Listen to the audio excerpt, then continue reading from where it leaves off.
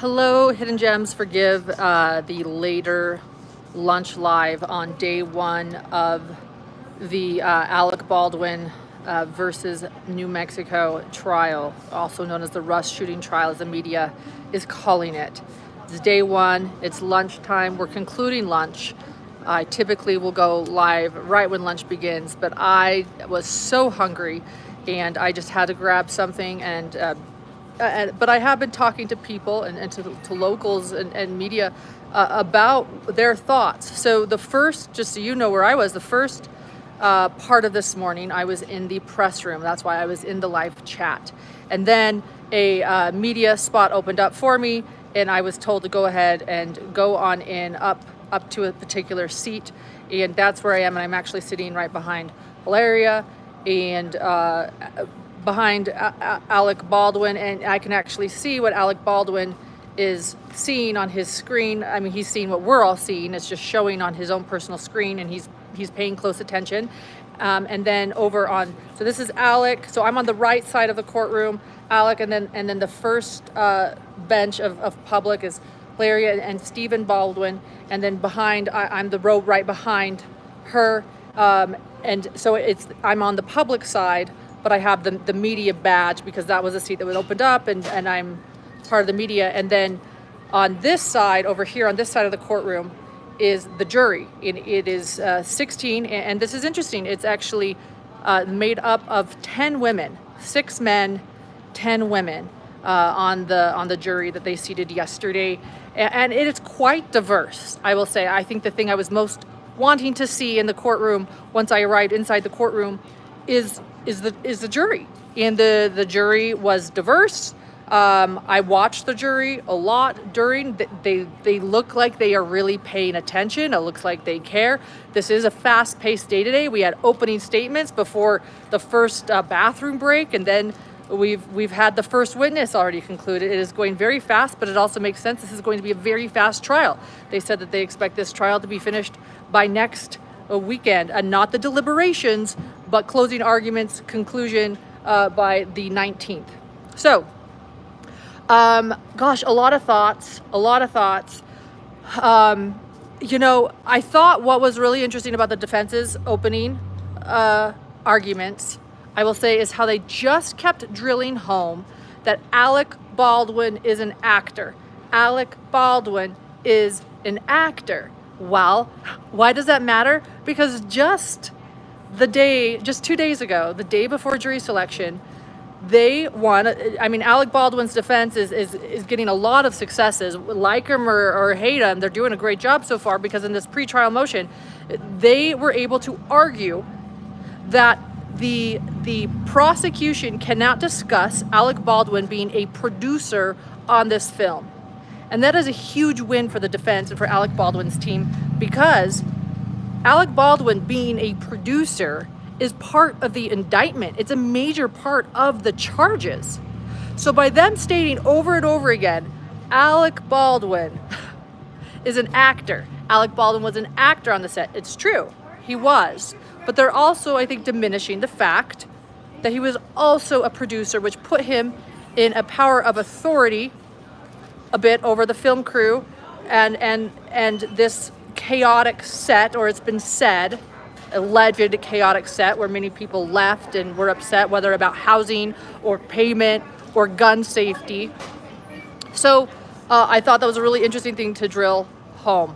The prosecution, I also feel like, and I talked to someone else about this, but the defense attorney, Alex, this is going to be hard, who, by the way, according to online reports, he makes about $2,000 an hour. He does a great job. He's a bit of a showman. I think most defense attorneys are. He's also, a defense attorney that's really high profile, and is a defense attorney doing opening statements for a Hollywood celebrity. So it makes sense. But I think he does a decent job until, and I'm not talking about anything else, but just how he portrays. Whenever there's an objection, it seems like he has a really difficult time, sort of like, it's like he wants to give his whole speech, and he's struggling with the objections. I'll just say that.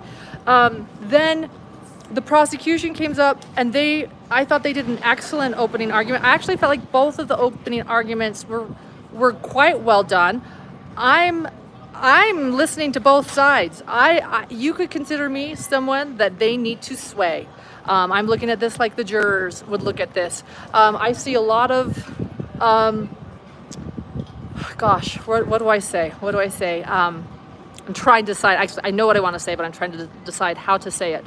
But I just feel like there's so much. You guys were giving so many interesting thoughts in chat. Some people saying if we don't have justice for Helena and he's not charged, then we have problems with, it sets a precedent for film sets and safety on film sets and guns on film sets. And I agree. And if he's found innocent, or not innocent, but, innocent, not guilty, what precedent does that set? Other people say, gosh, it was an accident, and there's compassion, and there's like, it was clearly an accident. I mean, it's voluntary manslaughter, and it's a death, but should he pay for this accident? I'm not answering. I'm just relaying the things I'm reading in chat. And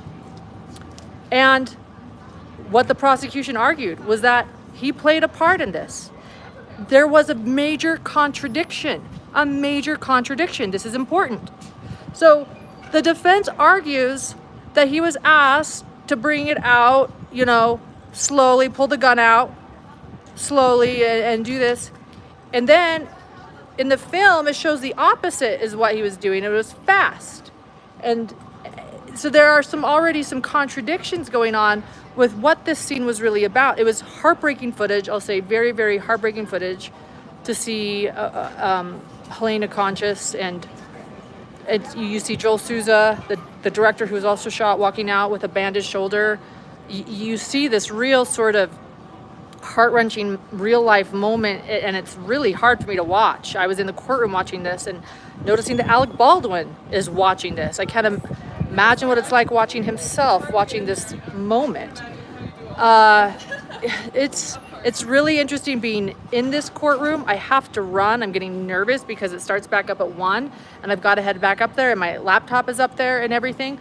But we have protesters here that are local saying justice for Helena, and we have to make sure we have safe film. Another thing too is the economic film industry in New Mexico. It's growing, and it boosts the economy, and people.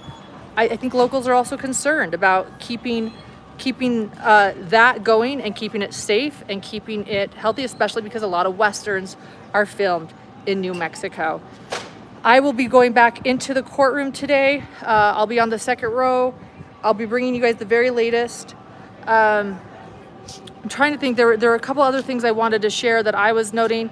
Let's talk about the gun being destroyed. To me, this is like my biggest thing. Let's talk about this. Thank you. So I can't believe, I mentioned in my morning live, I'll be really fast because I got to run in there. I cannot believe that the gun was destroyed. And it was a big part of the defense's argument. And I said that in my morning live before we headed in.